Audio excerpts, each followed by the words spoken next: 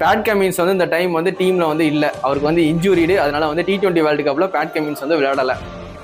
நான் வந்து இந்த மாதம் வந்து சூப்பர் 8 மேட்ச் பார்க்கறதுக்கு சென்னையில் வந்து டிக்கெட் புக் பண்ணியிருக்கேன். அதில் வந்து இந்தியா ஆஸ்திரேலியா மேட்ச் பார்க்கும்போது இந்த பேட் கமின்ஸ் போட்ட டிஷர்ட்டை வந்து போட்டு போகணும் ரொம்ப ஆசையாக வாங்கி வச்சிருக்கேன். இருந்தாலும் பேட் கமின்ஸ் இல்லாதனால இந்த டிஷர்ட் நான் வந்து போட்டு போக மாட்டேன். ஆஸ்திரேலியா ஃப்ளாக் மட்டும் தான் கொண்டு போவேன், வேறு ட்ரெஸ் போட்டு போவேன். சரிங்களா, அதனால் இந்த டிஷர்ட்டை வந்து கொண்டு போக போகிறதில்ல. அவர் இல்லாமல் இந்த டிஷர்ட்டை போட்டு போய் அங்கே போய் என்ன போய் சப்போர்ட் பண்ணுறது. அதனால் வந்து எனக்கு ஆஸ்திரேலியா டீம் சின்ன வயசுலேருந்தே பிடிக்கும், செகண்ட் ஸ்டாண்டர்ட்லேருந்தே பிடிக்கும், பிரெட்லி ஃபேன். சரிங்களா, அதனால் ஆஸ்திரேலியா எல்லா பிளேயருமே பிடிக்கும். அதனால் வந்து பேட் கமின்ஸ் வந்து ஒரு கேப்டன்ஷிப்பாக வந்து கப் வாங்கி கொடுத்தாரா இந்தியாவில் வந்து போன டைமு. நான் அவரை நேரில் பார்க்கணும் ஒரு ஆசை, அவர் இல்லாதது கொஞ்சம் கண்டிப்பாக வருத்தமாக தான் இருக்குது.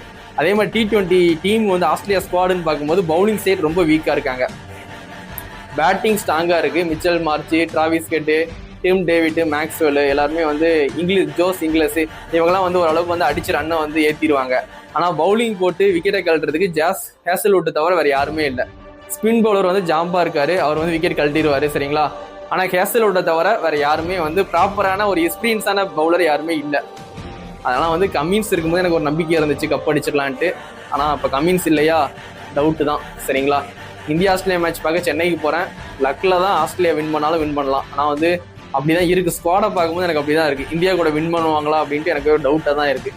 ஆனால் பேட் கமின்ஸ் இருந்துச்சுன்னா கொஞ்சம் பவுலிங் சைடு வந்து ஸ்ட்ராங்காக இருக்குது, கண்டிப்பாக அடிச்சிடலாம் அப்படின்னு ஒரு நம்பிக்கையோடு நான் வந்து போவேன் சென்னைக்கு. இப்போ பேட் கமின்ஸ் இல்லாதனால வந்து ஏதாவது லக்லியாவது வின் பண்ணிடணும் ஆஸ்திரேலியா அப்படின்னு ஒரு மைண்ட் செட்டில் தான் நான் சென்னைக்கே போகிறேன்.